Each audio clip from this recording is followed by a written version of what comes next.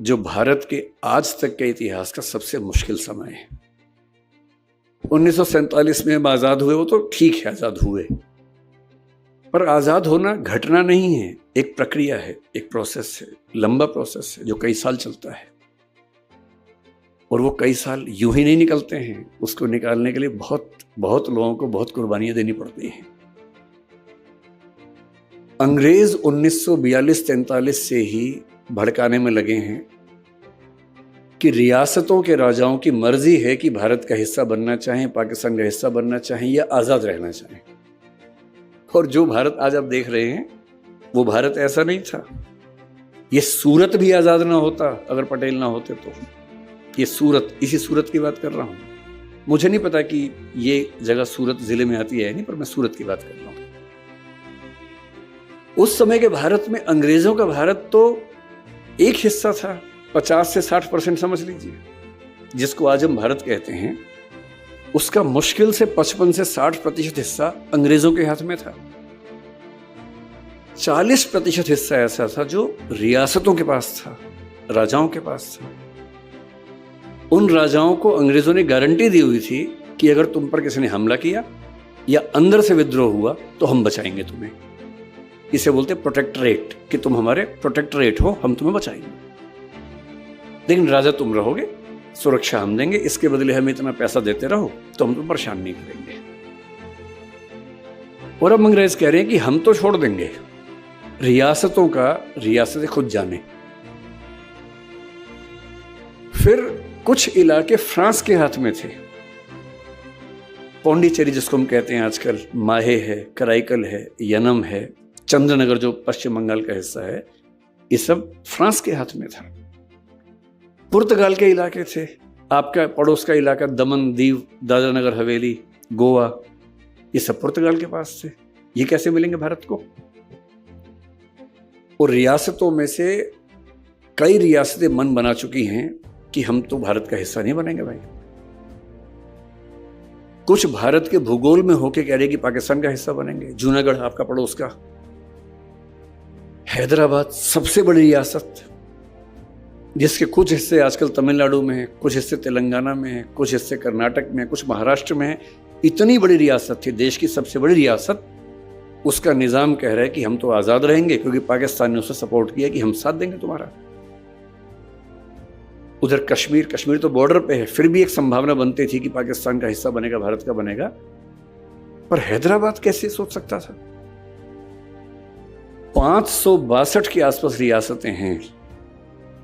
उधर केरल में त्रावणकोर की रियासत, कोचीन की रियासत, अलग अलग, वो आज़ाद होने के मूड में है क्योंकि अंग्रेज कह रहे हैं कि तुम्हारे पास न्यूक्लियर मटेरियल है तुम्हारी ज़मीन के नीचे, हम तुम्हें सपोर्ट करेंगे। उनको परमाणु बम बनाने हैं और वो जो उसका रॉ मटेरियल चाहिए वो त्रावणकोर के नीचे दबा हुआ है। इधर राजा को शौक चढ़ गया कि हम तो अलग रहेंगे। जितने राजा उतने शौक। उन सबको मनाना है। नेहरू जी और पटेल जी की तुलना मैं करने से बचता हूं, लेकिन नेहरू जी के आदर्श बड़े सुंदर हैं, पर यथार्थ की जमीन पर कैसे मैनेज करना है उस मामले में पटेल का कोई मुकाबला नहीं था, कोई मुकाबला नहीं था।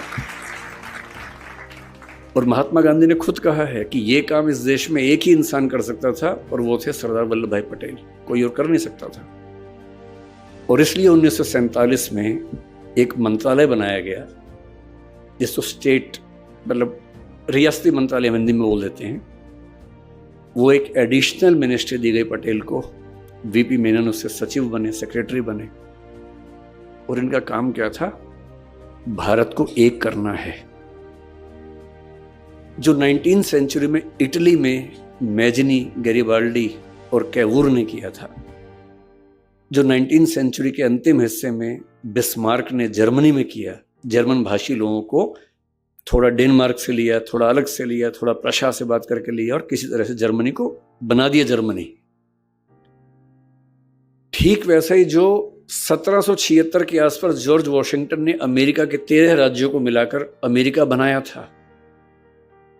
और जब 1861 में अमेरिका के 7 राज्यों ने छोड़ के नया देश बना लिया और अब्राहम लिंकन ने युद्ध लड़के उन 7 राज्यों को वापस अमेरिका का हिस्सा बना के अमेरिका को एक रखने की हिम्मत दिखाई थी। अब भारत के सामने कुछ कुछ वैसी ही ऐतिहासिक चुनौती थी कि ये देश एक बन पाएगा या नहीं बन पाएगा। मैं कल्पना करता हूं कि अगर पटेल न होते उस समय और मुझे दिल्ली से यहां आना होता तो वीजा लेके आना पड़ता, सूरत का वीजा। और यदि कार से आता तो बीच में 5 वीजा और लगवाने पड़ते। भोपाल का अलग वीजा लगता, सूरत का अलग वीजा लगता, हैदराबाद जाऊं तो वहां का वीजा अलग। इन सब देशों के पास अपनी अपनी सेनाएं होती, पुलिस नहीं, सेनाएं, सबकी अपनी अपनी करेंसी होती। और युद्ध भारत पाकिस्तान में नहीं होता, भारत और भोपाल में हो रहा होता। भारत और हैदराबाद में युद्ध हो गया और सूरत भारत के साथ है, ऐसी खबरें सुन रहे होते हम लोग। मेरे पास भारत का पासपोर्ट होता, आपके पास सूरत का पासपोर्ट होता।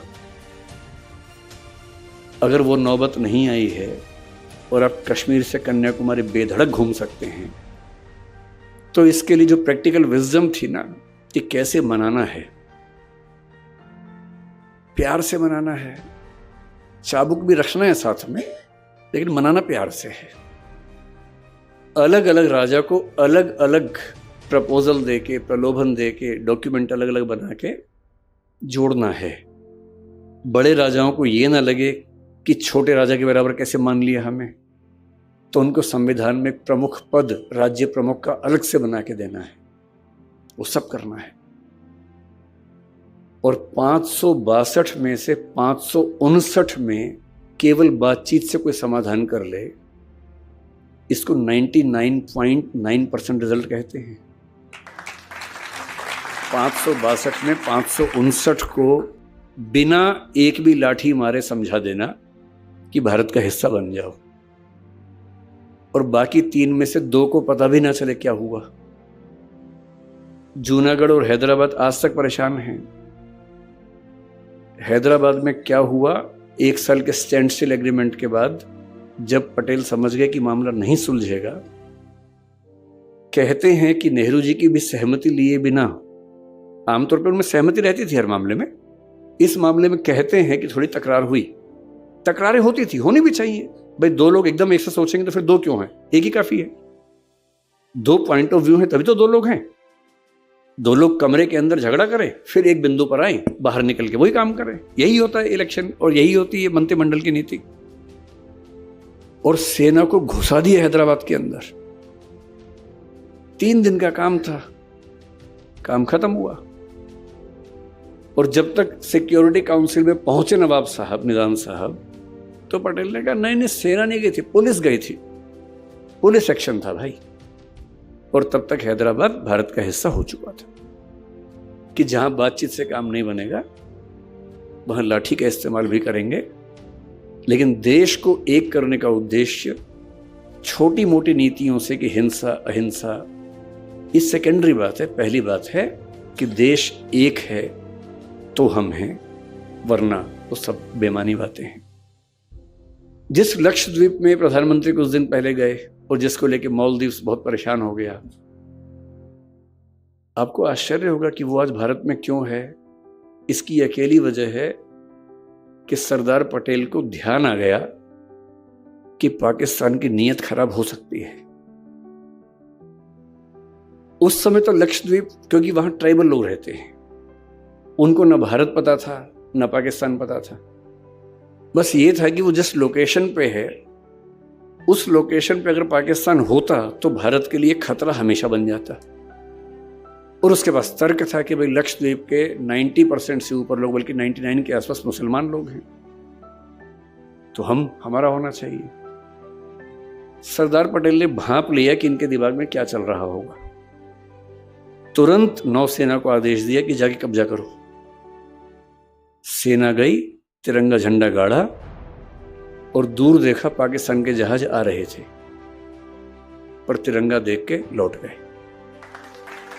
लक्षद्वीप भारत में सिर्फ इसलिए है कि सरदार पटेल को समय रहते ध्यान आ गया था और आदेश देके सेना को भेज दिया था।